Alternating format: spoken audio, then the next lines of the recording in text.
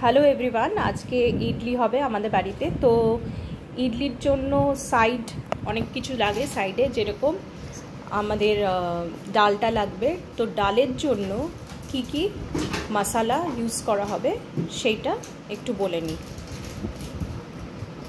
গোটা ধনে, হ্যাঁ, সর্ষে, গোটা জিরে,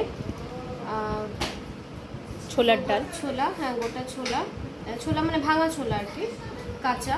আর এটা অরহর ডাল, আর দু চামচ মতো উড়ার ডাল নিয়েছি। এখানে 1 চামচ গোলমরিচ, আর হচ্ছে 1 চামচ, হাফ চামচ মেথি, আর কয়েকটা কালার অনুযায়ী, মানে যেরকম কালার আমরা চাইছি সেই অনুযায়ী হচ্ছে কাশ্মীরি লাল লঙ্কা। তার সাথে এর মধ্যে একটুখানি নুন পড়বে, আর হচ্ছে কারি পাতা পড়বে। এই সব কটাকে আমি ড্রাই রোস্ট করে গুঁড়ো করে নেব, তাহলে সাম্বার মশলা পেয়ে যাচ্ছে।